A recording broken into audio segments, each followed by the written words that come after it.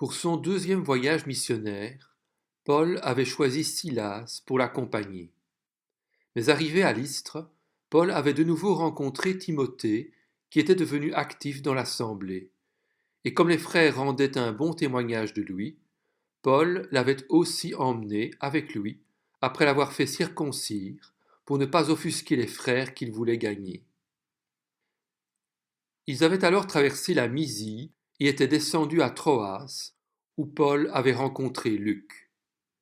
C'est là, à Troas, que pendant la nuit, Paul avait eu une vision. Un Macédonien lui était apparu et l'avait supplié de passer en Macédoine. À Philippe, ils avaient libéré une jeune esclave d'un mauvais esprit, mais cela leur avait valu d'être emprisonnés, car les maîtres de la servante utilisaient son don de voyance à leur profit et n'avaient pas apprécié l'intervention de Paul. Cependant, durant leur nuit en prison, alors que Paul et Silas priaient et chantaient les louanges de Dieu et que les prisonniers les écoutaient, tout à coup, il y avait eu un tremblement de terre si violent que les fondations de la prison furent ébranlées. Le gardien de la prison s'était réveillé, et voyant les portes de la prison ouvertes, il avait tiré son épée, prêt à se tuer, car il croyait que les prisonniers s'étaient enfuis.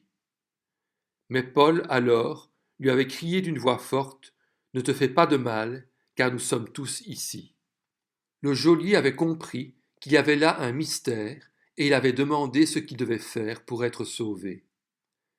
Finalement, le gardien avait été baptisé, lui et tous les siens. Paul, accompagné de Silas et de Timothée, avait alors pris la direction de Thessalonique, où il avait été accueilli par un parent, Jason. 3 sabbats de suite, Paul avait pris la parole à la synagogue. Malheureusement, les Juifs n'avaient pu accepter l'idée du Christ crucifié. Et même si quelques-uns d'entre eux avaient été convaincus, de même qu'un grand nombre de non-juifs et beaucoup de femmes importantes, une fois de plus, l'enseignement de Paul avait excité la fureur des Juifs. Ceux-ci avaient ameuté la population, provoqué des attroupements et semé le trouble dans la ville de manière à alerter les magistrats. Puis, n'ayant pas trouvé les apôtres, ils avaient traîné Jason avec quelques frères devant les magistrats. La communauté chrétienne avait alors organisé le départ nocturne de Paul, Silas et Timothée pour Bérée.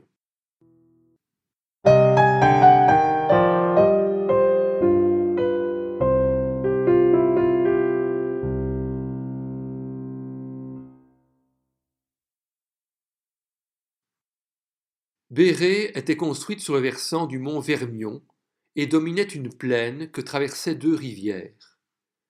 C'était non loin de là que s'élevait le gigantesque palais des rois de Macédoine.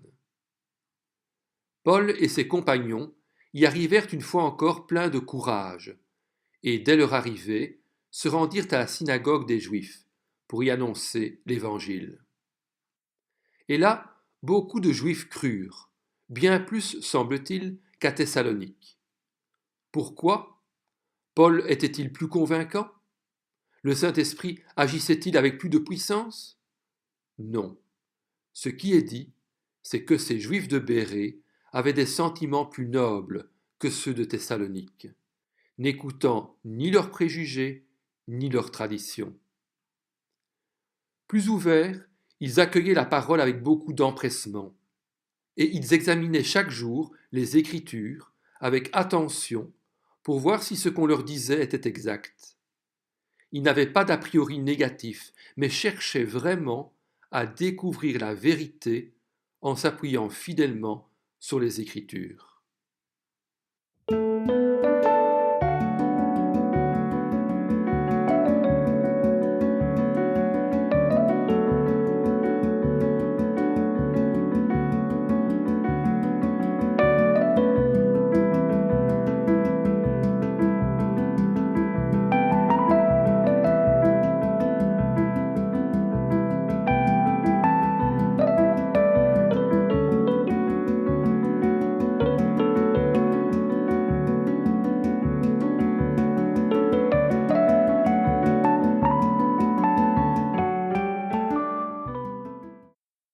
Le résultat des prédications et des instructions des apôtres ne tarda pas à se manifester dans ces cœurs bien préparés.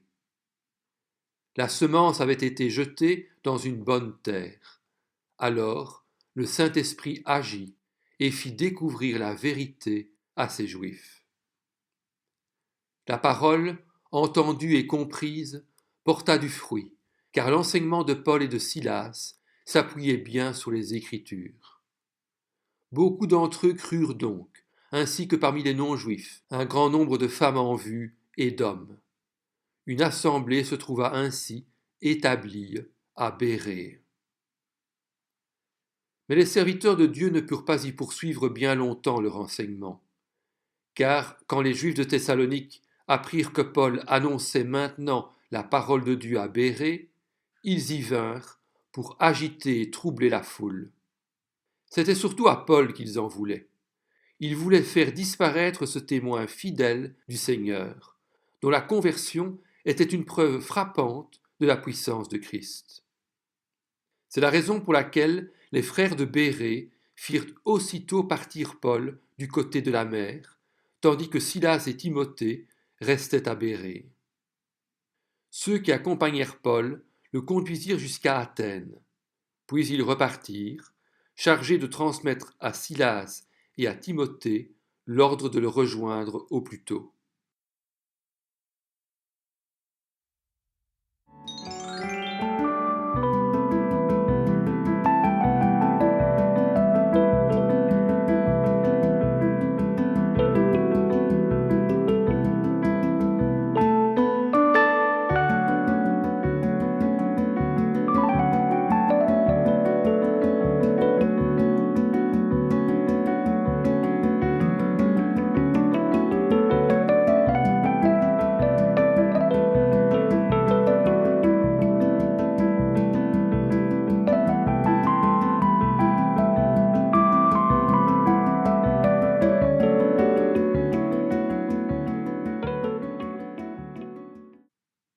Paul essaiera par 2 fois de retourner à Bérée et à Thessalonique, mais cela ne sera pas possible à cause des menaces proférées par les fanatiques juifs. Nous avons voulu venir jusqu'à vous, écrira-t-il en 1 Thessaloniciens à plusieurs reprises, mais Satan nous en a empêchés. Ces églises de Macédoine furent cependant parmi les plus fécondes et les plus dynamiques de celles fondées par Paul.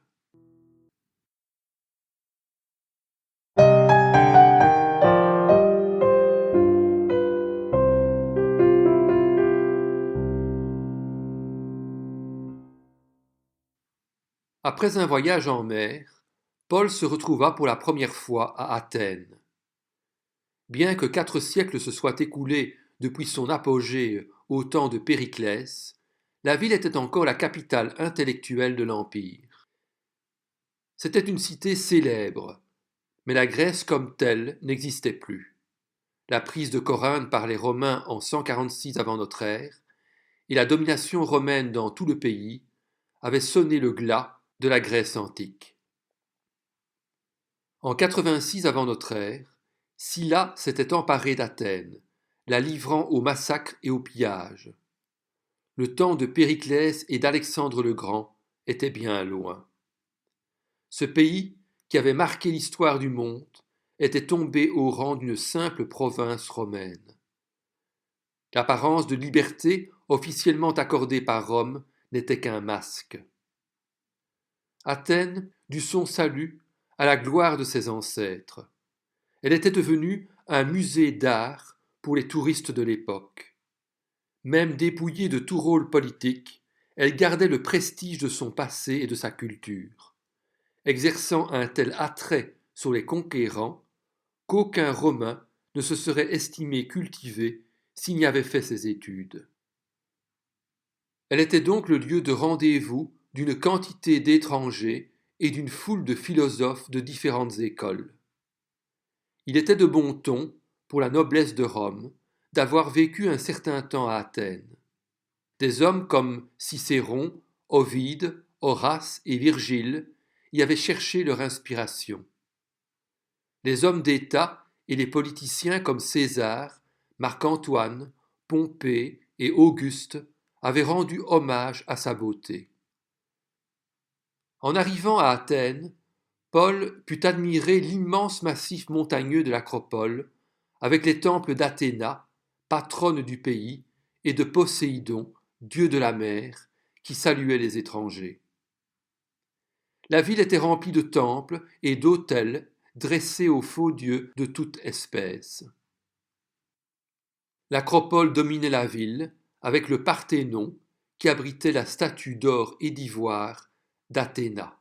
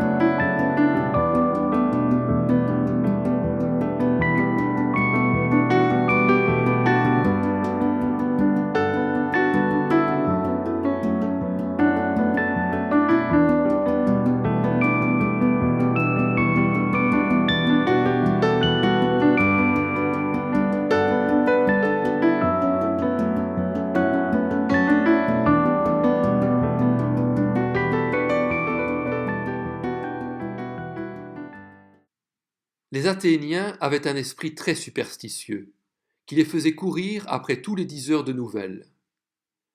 L'idée de Dieu était, chez les Grecs, infiniment supérieure à celle des Égyptiens et des autres religions, qui n'hésitaient pas à représenter leur Dieu sous l'image d'animaux sacrés ou encore dans des formes hybrides, animales et humaines à la fois.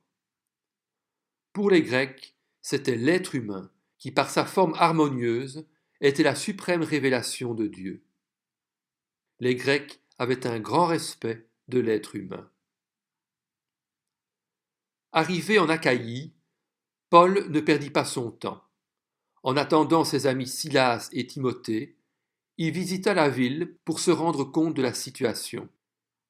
Il s'imprégna de l'atmosphère locale, car il ne suffisait pas d'annoncer l'Évangile et d'enseigner la parole avec conviction, il devait se préparer à répondre aux questions et aux arguments de ceux qu'il allait rencontrer. Loin d'être transporté d'admiration par tous les trésors artistiques que contenait la ville, Paul fut soulevé d'indignation et rempli de tristesse par tout ce qu'il vit. Selon son habitude, il s'adressa d'abord dans la synagogue aux Juifs et aux prosélytes qui avaient déjà quelques connaissances du vrai Dieu. Puis, tous les jours, sur la place publique, il parla à ceux qu'il rencontrait. Sa rencontre avec un groupe d'intellectuels d'Athènes représenta un tournant décisif dans sa mission et le commencement d'une nouvelle étape dans sa vie. Si jusque-là, il avait appris que Jésus crucifié était une pierre d'achoppement, un scandale pour les Juifs, il allait apprendre maintenant que pour les Grecs, c'était une folie. Ses auditeurs appartenaient à deux mouvements philosophiques importants, l'école des stoïciens et celle des épicuriens. Selon les épicuriens, le monde était l'œuvre du hasard. Le bonheur et le bien-être étaient le but de la vie des hommes. On devait rechercher non seulement son propre bonheur, mais aussi celui des autres. Matérialiste, il cherchait le bonheur dans les jouissances des sens et se livrait au plaisir. Toutefois, il préconisait la jouissance modérée ayant pour but une vie tranquille, libre de souffrances, de passions ou de craintes superstitieuses. Pour Épicure, fondateur de cette philosophie, le but de la vie était le propre plaisir, tant dans les jouissances sensuelles que dans l'exercice des facultés intellectuelles et morales. Pour y parvenir, il fallait s'écouter soi-même sans rien se refuser. Les épicuriens reconnaissaient l'existence des dieux, mais paradoxalement niaient l'existence d'un créateur. Leur philosophie pouvait se résumer par ces mots. mangeons et buvons, car demain nous mourrons. Ou encore, recherche ton bonheur et celui de tes proches. Tu ne vis que peu de temps et tu es mort pour longtemps. Ces personnes étaient tout à fait fermées au monde surnaturel. Pour les stoïciens, par contre, tout était dirigé par la fatalité. Ils s'efforçaient de vivre sobrement, d'avoir le moins de désirs possible, de trouver le bonheur dans ce qu'ils avaient, sans rêver à de grands projets ou à de grands biens. C'était pour eux le meilleur moyen de ne pas être déçus. Ils prétendaient ainsi arriver à la vertu par leur propre force et affectaient de mépriser la douleur. C'étaient des orgueilleux. Ils attachaient une grande importance à la primauté de la raison et à l'autosuffisance. Leur système de pensée visait à vivre d'une manière harmonieuse avec la nature.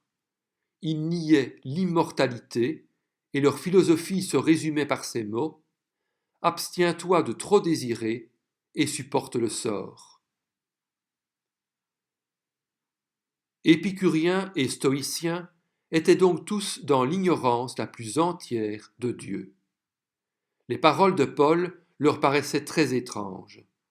Il disait : il semble annoncer des dieux étrangers, prenant pour des noms de divinités Jésus et la résurrection.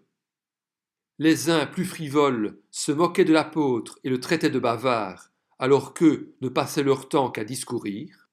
Quant aux autres, ils voulaient au moins s'enquérir, peut-être par simple curiosité, de ces choses nouvelles dont Paul parlait, et c'est ainsi qu'ils menèrent Paul à l'Aréopage. L'Aréopage était une place élevée où siégeait un tribunal et où se rassemblaient les savants et les hommes d'État pour s'entretenir entre eux. On était là loin du bruit de la place publique, et Paul pouvait plus facilement y exposer devant tous la vérité que Dieu lui avait confiée.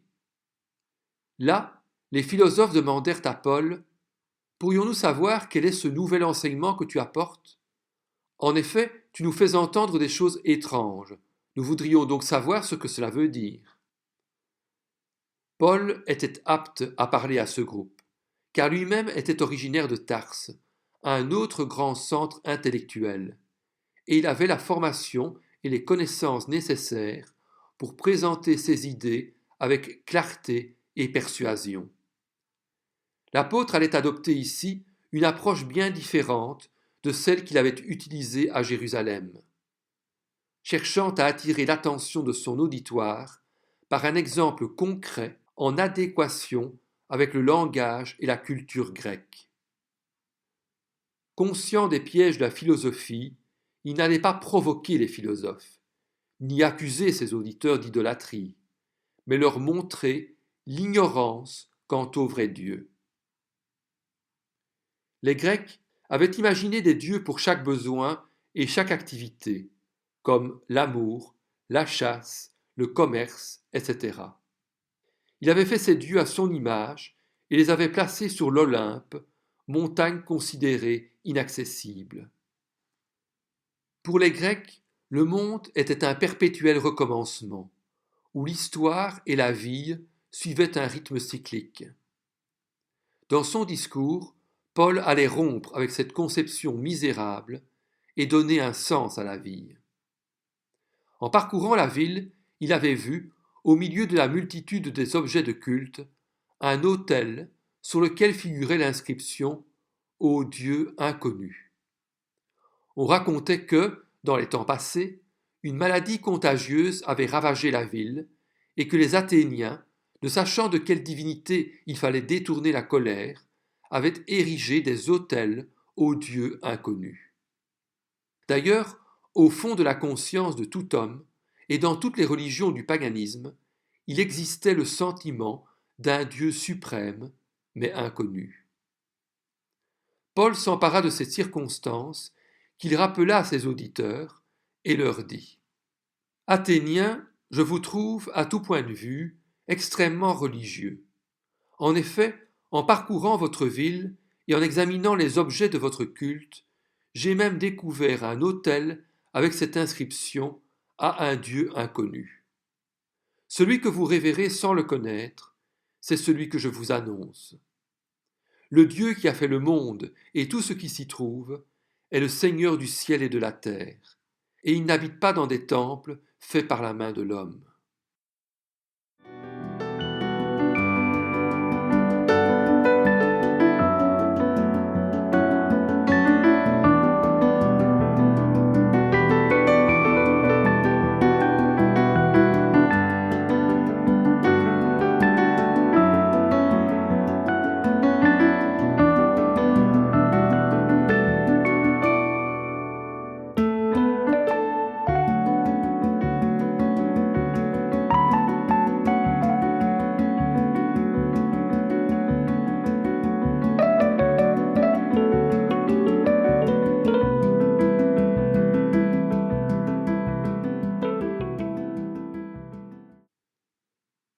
Les philosophes de l'époque pensaient que la divinité restait éloignée des hommes et ne s'occupait pas d'eux.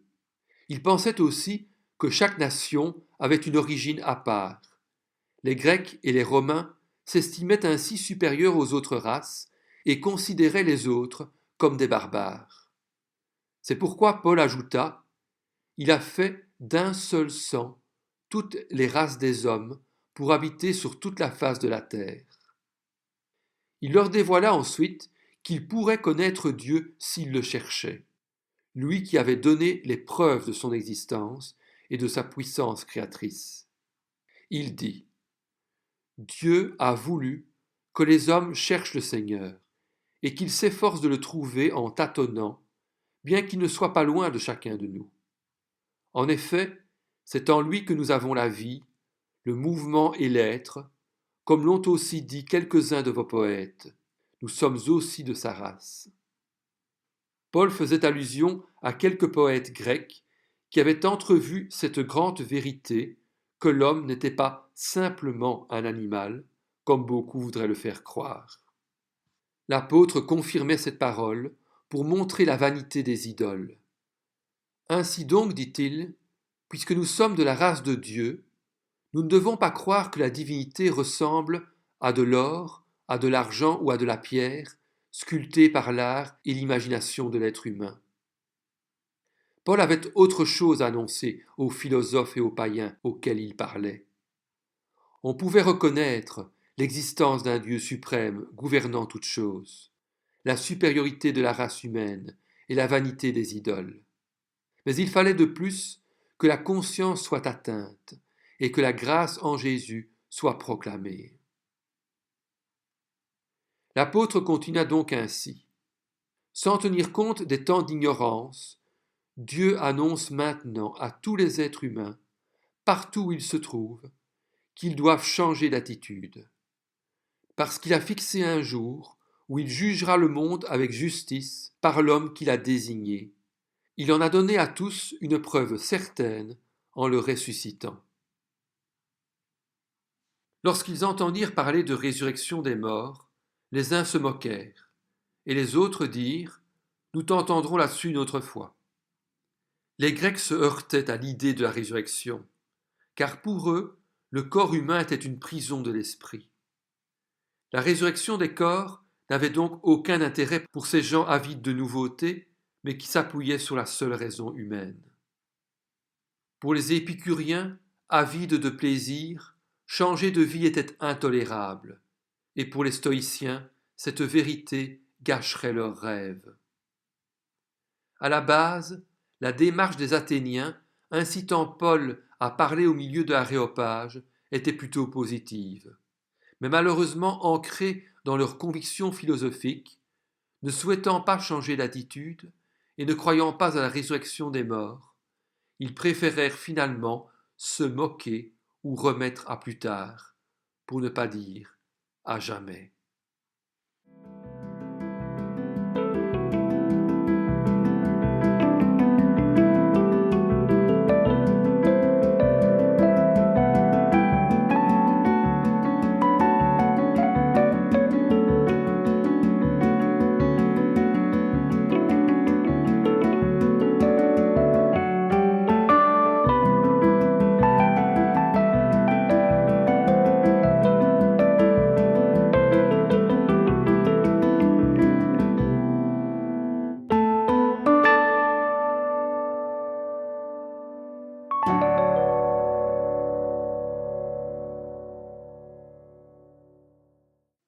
Voyant leur manière de réagir, Paul décida de quitter les Athéniens sans attendre.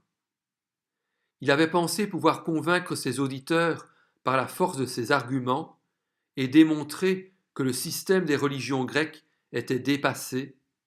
Il avait composé un discours basé sur les lois de l'art oratoire et les principes de la sagesse humaine, mais ce fut un échec complet. La plupart n'étaient même pas intéressés et ne voulaient rien entendre, et peu se convertirent. Dans cette Athènes sceptique, superficielle et éprise d'elle-même, Paul acquit un profond mépris de la sagesse du monde.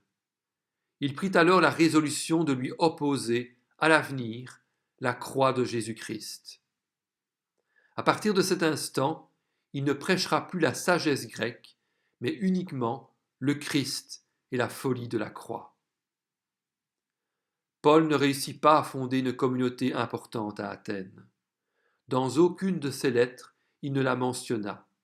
Il n'écrivit aucune épître aux Athéniens, et il ne visita pas cette ville lors de son 3e voyage missionnaire.